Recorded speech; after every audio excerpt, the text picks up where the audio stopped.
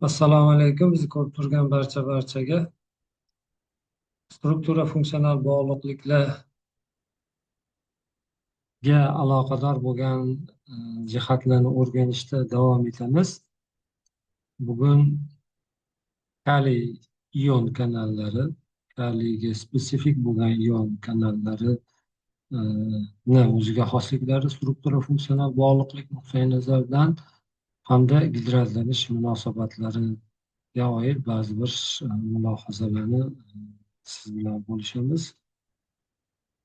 Biroz qiyinlik qiladigan bo'lsa, videoni qaytadan ko'rishingizni tavsiya qilamiz. Bakalavriat uchun bu mavzu biroz qiyinlik qilishi mumkin. Magistr yoki PhD doktorantlar uchun manimcha qiyinlik qilmasa kerak deb o'ylayman. Xo'p, ketdik. Xo'p, kaliyga spesifik bo'lgan ion kanallari bor. Bu ion kanallar aytaylik mana shu ko'rinishda pastdan yuqoriga qarab, misol uchun kaliy ionlarini gina o'tkazadi yoki yuqoridan pastga deylik, kaliy ionlarini gina o'tkazadi, natriy ionlarini o'tkazmaydi.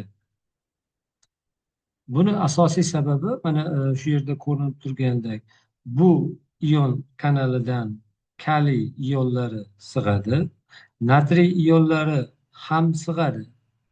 Kaliy gidratlari sig'maydi, natriy gidratlari ham sig'maydi. Tushunyapsizlar? Ya'ni kaliy gidratidan kaliy ionini alohida ajratib olish uchun mana bu yerdagi munosabat spesifikligi bor, lekin bu munosabat natriy uchun imkoniyat bermaydi. Shuni sababini tushunishga harakat qilamiz. Mana bu yerda yozilyapti. Potassium ion channels let potassium ions pass through while efficiently preventing sodium ions from entering. Kaliy kanallari kaliy ionlarini samarali tarzda o'tishiga imkon beradi. Bir vaqt o'zida kaliy ionlarini kirishini oldini oladi deb tushuncha berishgan. Shuni sababini tushunishga harakat qilamiz. Qiziq mavzu bo'ladi deb o'ylayman. Xo'p, undan oldin mana gidratlanishni ozroq eslab olaylik. Gidratlanish, misol uchun mana ikkita kation misolda bu yerda ko'rsatib o'tilyapti. Natriy bo'lishi mumkin, kaliy bo'lishi mumkin. Kaliy yoki natriyda keyinchalik ko'ramiz, mana 4 tadan 6 tagacha misol shu ionlar atrofida joylashadi degan ma'lumotlar bor. Endi bu kristal strukturasiga asoslangan holda olingan bo'lsa kerak har holda. Aytaylik, mana 4 ta ion natriyni atrofiga shu ko'rinishda joylashdi. Bular mana to'g'ridan to'g'ri tortishadi. Mana qizil sferani mana hydration shell deb qo'yilgan, gidratlangan qobiq o'zbekchasi. Mana endi bu yer mana sariq aytilyapti, partially ordered region. Mana shu qizilli atrofida hosil bo'lgan, ya'ni qisman tartiblangan region deyilyapti. Qisman tartiblangan. Bundan tashqi qismini mana bulk water deyilgan. Ya'ni bu yerda tartib yo'q. Endi shunga o'xshagan misolni mana bu yerda ham bergan. Natriy ionlari mana o'zini 4 ta suv molekulasi bilan birlashgan holda, ya'ni gidratlangan, mana inner hydration shell deb keltirilgan bu yerda ichki gidratlangan qobiqni hosil qilgan. Bu yerda tashqi gidratlangan qobiq deb mana da'vo qiladigan darajada endi eksperimental asoslar bor, qaysidir darajada tashqi qismida yo'q. Nima uchun shu rasmlar mana berilyapti? Mana bu yerda kation va suv molekulalari o'rtasida ion dipol tortishuvi ko'ryapmiz. Mana bitta ion bilan 4 ta dipol o'rtasida ion dipol tortishuvlari bor. Endi shu dipol munosabatlaridagi tartib bu yoqda ozroq. Ya'ni mana bu yerda suv qisman manfiy tomoni bilan ikkita qisman musbat suvi tomoni o'rtasida, ya'ni tortishuv bormi? Bor. Ha, mana biz ko'rib turibmiz. Mana bu misolda ko'rib turibmiz. Mana bu misolda ham ko'rib turibmiz. Bu misolda ham ko'rib turibmiz. Mana ikkita tomondan misol uchun suvi qisman musbat tomoni, suvi qisman manfiy tomoni turibdi. Endi hammasida ham shu munosabatni ko'ra olmaymiz. Misol uchun mana bu yerda plus plus. Ha? Ya'ni tashqi gidratlangan mana bu qobiqda, shelda, ya'ni tartib ichkariga nisbatan ancha kam.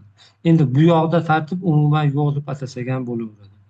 Shu gidratlanish ya'ni tartibi juda ko'p narsalarni hal qiladi hujayra ichida va bunga mos ravishda ya'ni ion kanallari va boshqa munosabatlar ham shunga mos ravishda ya'ni o'zini tabiiy struktura funksional bog'liqliklariga ega. Xo'p, endi bu yerda mana ko'rib turibmiz, ion dipol munosabatlari ham o'ziga xosligi bor. Misol uchun kation bilan natriy bilan misol uchun bog'langanda ko'rib turibmiz, suv o'zini qisman manfiy qismi bilan mana bu yoqda elektron zichligi ko'proq proton ya'ni vodorod tomoniga nisbatan. Shuning uchun mana suvni ya'ni elektron zichligi ko'proq bo'lgan qismi bilan kationlarga tortishadi. Suvi elektron zichligi kamroq bo'lgan qismi bilan anionlarga tortishadi. Sababi anionda ortiqcha elektron bor, kationda elektron yetishmovchiligi bor. Bu endi juda ham sodda, misol uchun maktab programmasi, shunchaki bir eslab olishimiz uchun, to'liqroq tushunishimiz uchun mavzuni eslatib o'tilyapti. Ya'ni kation dipol munosabatlari, anion dipol munosabatlari shu rasmlarda juda ham chiroyli qilib ko'rsatilgan. Xo'p, sodium ions are typically surrounded by 4 to 6 water molecules in their primary hydration shell deyilyapti. Ya'ni natriy ionlari 4 tadan 6 tagacha bo'lgan suv bilan mana bu birlamchi inner shell gidratlangan shell hosil qiladi qobig'i. This arrangement reflects the ions charge, density and size leading to strong ion dipole interactions with water molecules. Ya'ni shu 4 ta 6 ta suvdan iborat bo'lgan ion dipol munosabatlari o'zaro ya'ni kuchli bo'lgan bir ion dipol munosabatlariga asoslangan, ya'ni bir kichik bir strukturani hosil qiladi. In contrast, chloride ions generally have a hydration number closer to 6 deyilyapti, due to their larger ionic radii and more distributed charge, which allows them to stabilize a larger number of water molecules in their hydration cell. 6 taga yaqin, ya'ni suv molekulalari soni to'g'ri keladi. Xlorda ham deyilyapti. Nima uchun bu yerda misol uchun aniq raqam aytilmayapti? Chunki ko'p suv molekulalari va xlor o'rtasidagi misol uchun kristallardagi misol uchun sonlarga asoslangan bo'lishi mumkin, boshqa eksperimental asoslar bo'lishi mumkin. Ya'ni bu yerda hozir masalan 6 taga yaqin deyilyapti. Umuman radiusi kattaroq bo'lganligi uchun, ya'ni ko'proq suv bilan ion dipol munosabatlarini hosil qilish imkoniyati bor xlor ionida natriy ioniga nisbatan. Ya'ni natriy ionini radiusi kichikroq bo'lgani uchun 4 ta 6 ta deyilyapti. Mana bunda 6 taga yaqin. Ya'ni ehtimoli ya'ni bundan ko'ra kattaroq, sababi xlor ionini ya'ni yuzasi kattaroq bo'lganligi nuqtai nazardan. Shu nuqtai nazardan kaliyda ham shuni singari, ya'ni biz bir munosabatni oldindan kutishimiz mumkin. Xo'p, endi ionlar qanaqa qilib kaliy ioni misol uchun shu ion kanallaridan o'tadi degan narsani tushunishga harakat qilamiz. Alohida natriy ionlari to'sib qolib kaliy ionlarini o'tkazadigan kaliy uchun spetsifik bo'lgan kanallar bor. Bu kanallar mana bu yerda ko'rsatilyapti. 4 ta alohida izoformalardan, monomerlardan iborat. Schematic structure of the potassium channel deyapti. Panel A shows a side view of the full length tetramer. Mana tetramer ko'rinishida ega.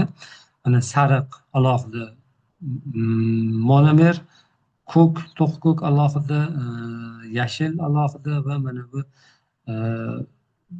rang alohida, rozoviy deymizmi? Rang alohida, ya'ni monomeri tashkil qilgan. Endi shu qismi, mana shu qismi ya'ni ionni o'tkazishga, ya'ni asosiy funksiyani, ion o'tkazish asosiy funksiyani bajaradigan qismi hisoblanadi. B panelda mana shu qism ko'rsatib o'tilgan. Mana o'qiylik. Panel B zooms in on the transmembrane portion of the channel. Only 2 of the 4 identical subunits have been drawn for clarity. To'rttani ko'rsatadigan bo'lsa, ichkarisini ko'rishimiz qiyin bo'lib qolishi nuqtai nazardan ikkita mana monomerni ko'rsatgan xolos bu yerda. Mana alfa spirallarni bu yerda ko'ryapmiz. Ikkita yonma-yon alfa spiral bitta monomerda. Shu mana bitta monomerdagi ikkita yonma-yon alfa spiral. Bu yoqda ham misol uchun sariqda yoki mana bu rangda ko'rishimiz mumkin. Shularning bitta alfa spiralini o'zi. Shunga o'xshagan yana ikkitasi bor va aniqroq tasavvur qilishimiz uchun ikkitasigina ko'rsatib o'tilgan xolos bu yerda. Shu mana bu yerda tushuntirib o'tilyapti. Each monomer exhibits two transmembrane helices TM1 and TM2 connected by the P loop region and the selectivity filter highlighted in red. Qizil rangda mana buni ion kanalini selektivligini belgilab beradigan, ya'ni P loop qismi ko'rsatib o'tilgan, highlighted deb atalyapti. Tryptophan residues are colored in blue and cations within the filter and in the channel vestibule appear as red spheres. Bu yerda mana triptofan qoldiqlari ko'rsatib o'tilyapti va shu bilan birga mana kationlar, ya'ni bizning misolimizda kaliy kationlari qizil mana bu doiralar misolida ko'rsatib o'tilyapti. Xo'p, biz esda saqlab xulosa qilishimiz kerak bo'lgan qismi, kaliyga spesifik bo'lgan natriyni o'tkazmaydigan ion kanallari 4 ta, ya'ni alohida monomerlardan iborat va bu monomerlar o'rtasida alohida, ya'ni aminokislotalar bor. Bular haqida gaplashamiz. Shular ya'ni bu qismni spesifikligini ta'minlab beradi. Ma'lumotlari mana maqolalarning silkasi keltirilgan. Qiziqadiganlar bo'lsa qayta o'zingizlar qidirib topib o'qishinglar mumkin bo'ladi. Xo'p, endi mana bu yerda mana video keltirilgan shu joyda videoni saqlab o'rnatish imkoni bo'lmadi. O'zingizlar ko'rib olsanglar bo'ladi. Gidratlangan holni mana ya'ni model qilishgan, mana gidrat ko'rinishida keladi-da, suvlari bu yoqda alohida qoladi. Suv alohida qoladi, ionni o'zigina o'ta oladi xolos. Shu yerdan misol uchun kaliyni gidratini ajratib oladi tizim, natriynikini ajratib ola olmaydi. Shuni nima sababdan ekanligini tushunishga harakat qilamiz. Mana bu yerda mana shu rasmni skrinshot qilib Andrey leksiyasidan qirqib oldim. Shu YouTube'dagi videoga kirsalar bo'ladi. Andrey haqida oldingi videolarda axborot bergandim. YouTube'da juda ham ko'p ajoyib videolar bor. Ko'rishinglarni tavsiya qilaman. Shuni o'qib ozgina tushunishga harakat qilaylik. As the potassium travels further into the cavity becomes smaller and more restricted. Eventually, the potassium loses its salvation cage. The potassium loses the water interactions and forms polar interactions with amino acids.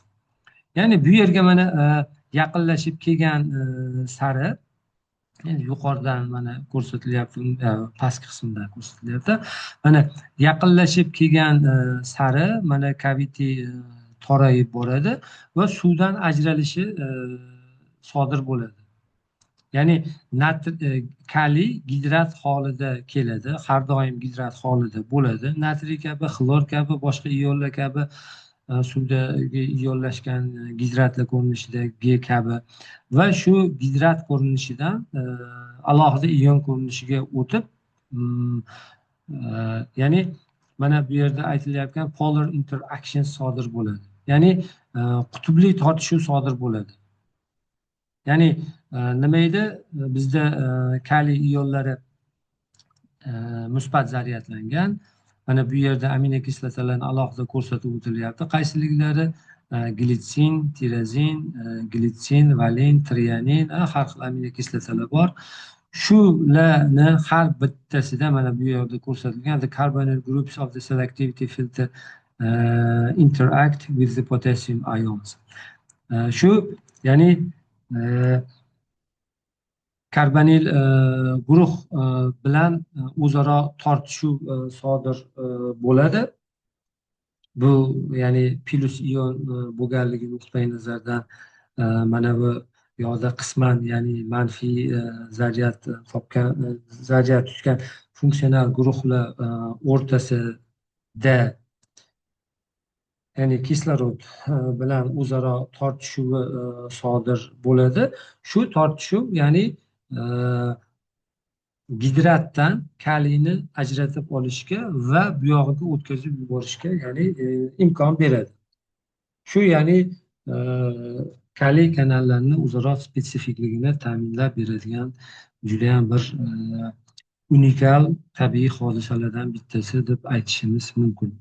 Umuman hujayrada bunaqangi unikal hodisalar millionlab bo'lishi mumkin. Endi hozirgacha fanda aytaylik, misol uchun kristallari olinib aniqligi eksperimental asoslar bilan tushuntirib berilgan voqeliklardan bittasi bo'lgani uchun shuni aytyapmiz. Aslida millionlab bo'lishi mumkin. Xo'p, keyingisi mana endi bu yerda entalpiya haqida gap ketyapti. Enthalpy of hydration and hydrated radius of the studied ions.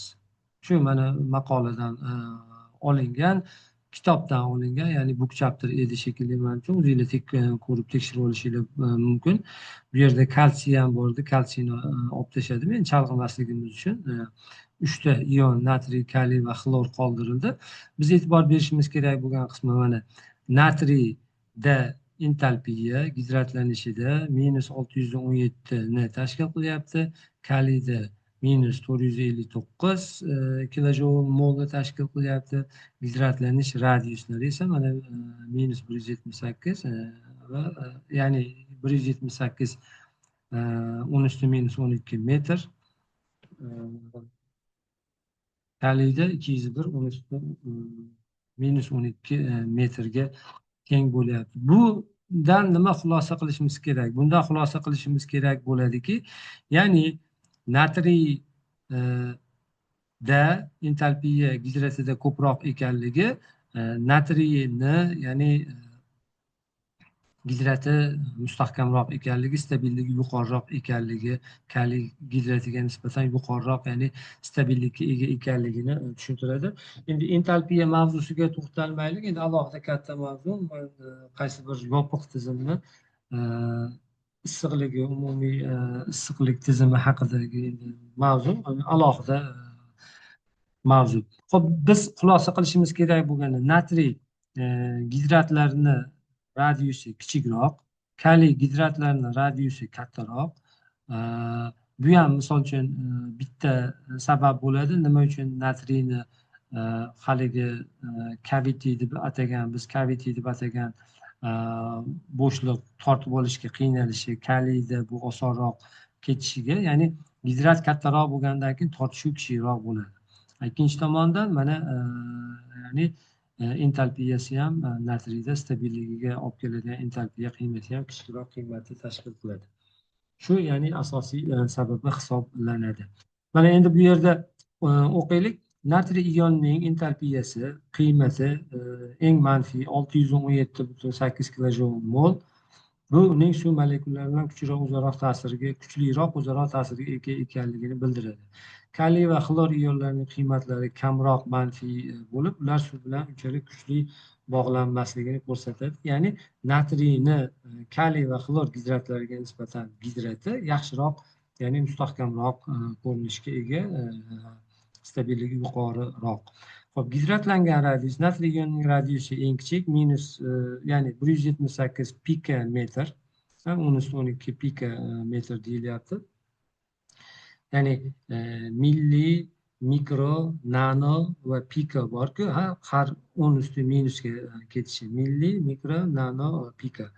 Shundan kelib chiqib mana pikani bitta tushunib olishimiz mumkin. Bu uning yuqori zaryad zichligiga ega ekanligini va suv molekullarini yaqinroq ushlab turishini ko'rsatadi. Ya'ni zaryadi kichikroq bo'lgan natriy, radiusi kichikroq bo'lgan natriy gidratida ion dipol tortishuvlari radiusi kattaroq bo'lgan kaliy gidratidagi ion dipol tortishuvlaridan mustahkamroq ekanligi tushuntirilyapti. Kaliy va xlor ionlari esa kattaroq radiusga ega, ya'ni 201 va 195 pikometr.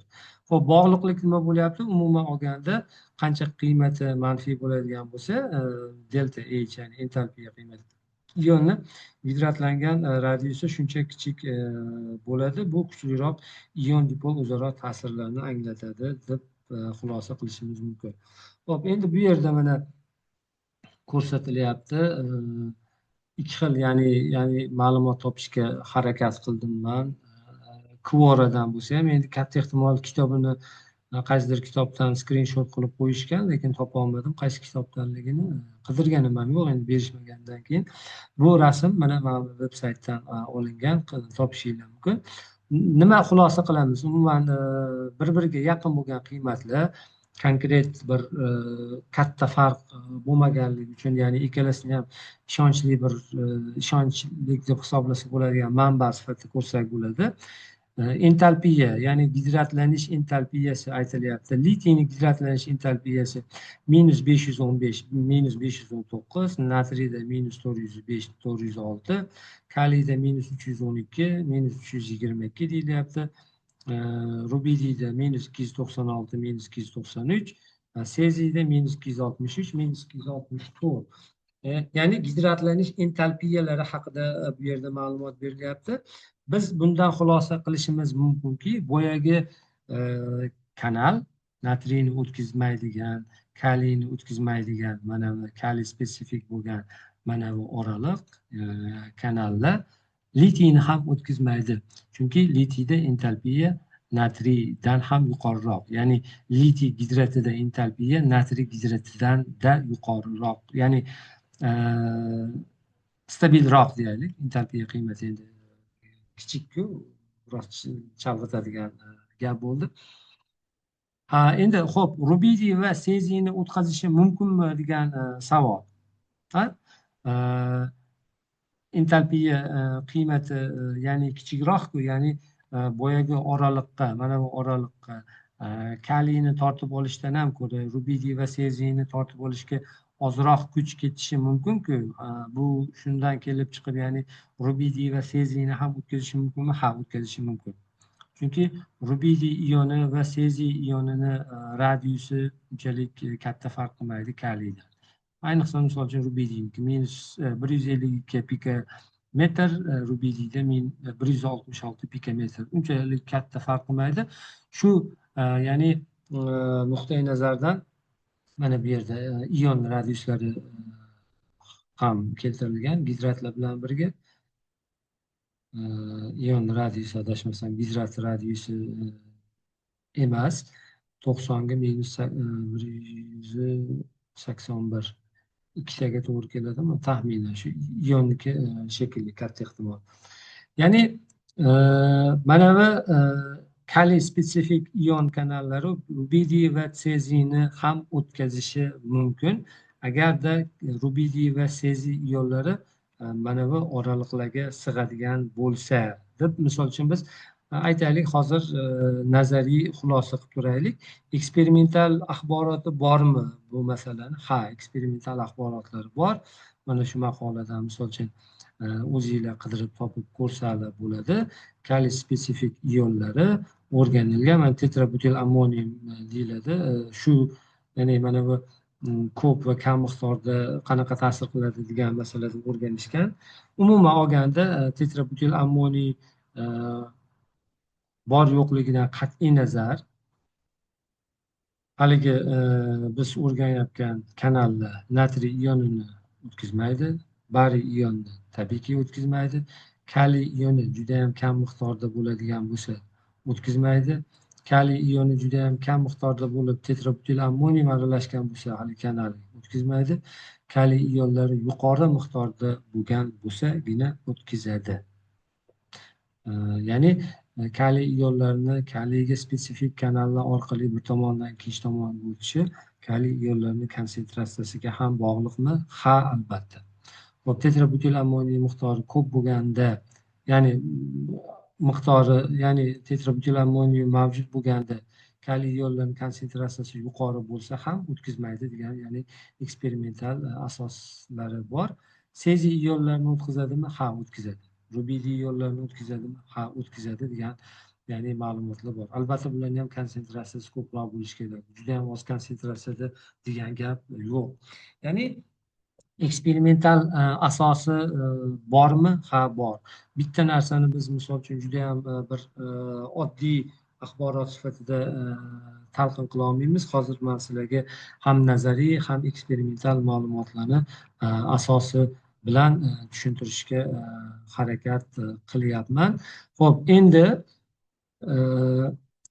shu eksperimental asosini mana ko'rishga harakat qilamiz. Mana shu veb-sayt bu ya'ni qayerdan olinyapti? Bu Protein Data Bankdan olingan. Mana rcsb.org degan veb-saytga kirib potassium ion channels deb yozsanglar, ya'ni har xil nimalarni ko'rsatib beradi. Mana bu adashmasam mana shuni ochganman. Juda ham ko'p nimalarni kristal olingan, ya'ni kaliy spesifik ionlarni, ion kanallarni, oqsillarni. Bu yerda mana olingan kristalda ikkita monomerdan iborat, ya'ni shakl ko'rsatilgan. Adashmasam 4 ta ekan. Uzr. 1, 2, 3, 4. Nima alohidami? Xo'p, ikkita monomer.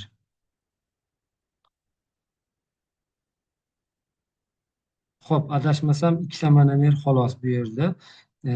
Eritmadagini singari deb da'vo qilishimiz biroz boshqacharoq bo'ladi. Ya'ni kristalda tabiiyki o'zgarishlar bo'ladi.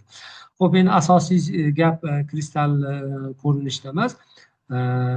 Asosiy gap kristalni, ya'ni shu tabiiy holatini da bu yerda 4 ta subbirlik bor. Uzr so'rayman, 4 ta subbirlik bor. Ya'ni hujayrani ichidagi bilan bir xil deb da'vo qilsak bo'ladi. Uzr so'rayman. Ya'ni bir xil deb da'vo qilsak bo'ladi. Biz bu yerdan nima xulosa qilishimiz kerak?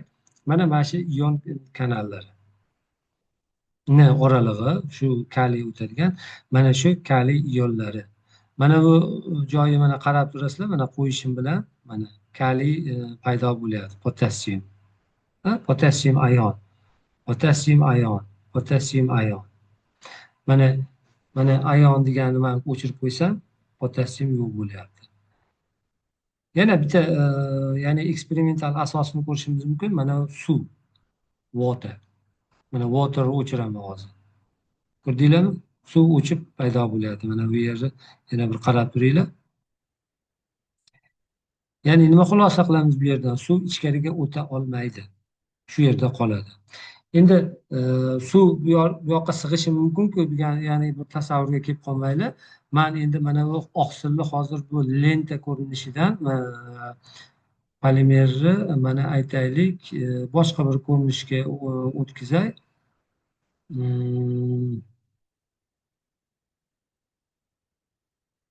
Aytaylik mana Gaussian surface yoki volume yaxshi bir tasavvur beradi. Mana ko'ryapsizlar? Zo'r. Ya'ni bu shunchalik spetsifik tor oraliqki, bu yerga ya'ni nima kira olmaydi? Suv. Mana suv shu oraliqda yana qoladi. Bu eksperimental asos kristallari bilan birga olingan bir ma'lumot hisoblanadi. Mana tepadan ko'rishimiz mumkin. Mana kaliy ionlari mana shu nimadan o'ta oladi. Mana bir tekis bo'lib turibdi. Ko'rdinglar? Bu eksperimental rengen strukturasi asosida olingan ma'lumotlar. To'liq misol uchun 100% ishonsa bo'ladigan, ya'ni bir ham rasm, ham matematik hisob-kitoblar, ham apparat aniqlik, ham fizik tadqiqot usullarini birlashganini bir jam qilgan bir bizga axborot beradigan manba hisoblanadi. Shundan demak biz yuqoridagi hozir o'rgangan axborotimizni to'liq to'g'ri bir axborot sifatida qabul qilishimiz mumkin. Xo'p, endi prezentatsiyaga qaytamiz. Xo'p, endi shu o'rganganlarimizdan nima xulosa qilsak bo'ladi degan masalani sizlarga hozir ozroq tushunchasini berishga harakat qilaman. Xo'p, aytaylik misol uchun gidratlangan natriy ionining hajmi suv molekulalarining gidratsion qobig'i bilan o'ralganda ha, odatda 4dan 6gacha bo'lgan suv molekulalari bilan birgalikda hosil bo'ladigan natriy gidrotining diametri taxminan 7,2 angstrenga teng ekan, 0,72 nanometrga teng. Erkin ion holida natriy ioni esa ancha kichik, taxminan 2 angstrenni tashkil qiladi. Natriy ioni 2 angstren, natriy gidroti 7,2 angstren. Endi agar g'ovakning diametri deylik, misol uchun bir qanaqadir teshik bir pora deymizga, filtr bo'lishi mumkin, o'tkazishi mumkin bo'lgan diametri 7,2 angstrendan kichik, lekin 2 angstrendan katta bo'lsa, u gidratlangan natriy ionini blokirovka qilgan holda yalang'och, erkin natriy ionini o'tishiga imkon berishi mumkinmi degan mana savol tuzdim. Tushunyapsizlarmi? 7,2 angstren natriy gidrotiga tegishli, 2 angstren natriy ioniga tegishli. Endi shunaqangi oraliq bo'lsa, 2 angstrendan yuqori va 7,2 angstrendan kichik bo'ladigan bo'lsa, natriy ionlari bir tomondan ikkinchi tomonga o'tib ketishi mumkinmi? Savolning mohiyati nimada bo'lyapti? Ya'ni bemalol natriy ionlari gidrat holatidan erkin ion holatiga, gidratlanmagan holatga o'tishi mumkinmi degan savol berilyapti. Javob katta ehtimol bilan yo'q. Bunday oraliqlar katta ehtimol bilan spontan ravishda natriy ionlarining o'tishiga imkon bermaydi. Chunki teskari osmos degan bir jarayon bor. Endi bu haqda keyinroq yana gaplashamiz. Oldindan bir ikkita misollar aytilgan shu masalada. Teskari osmos kabi jarayonlarda katta kuch evazigagina buni amalga oshirish mumkin bo'ladi, xolos. Ya'ni gidratlanish masalalari hayotda, ya'ni aytishimiz mumkin asosiy qismlardan bittasi. Hujayrada kechadigan tirikligi asosiy bir katta muhim funksiya bajaradigan jarayonlardan biri. Bunda ya'ni ionlarning ham juda katta roli bor. Shuni ozgina qismida tushunishga harakat qildik. Tushunmagan bo'lsangiz qaytadan ko'rishingizni tavsiya qilaman. Bugunchalik sizlar bilan o'rganmoqchi bo'lganlarimiz shu. E'tiboringlar uchun rahmat. Salomat bo'linglar.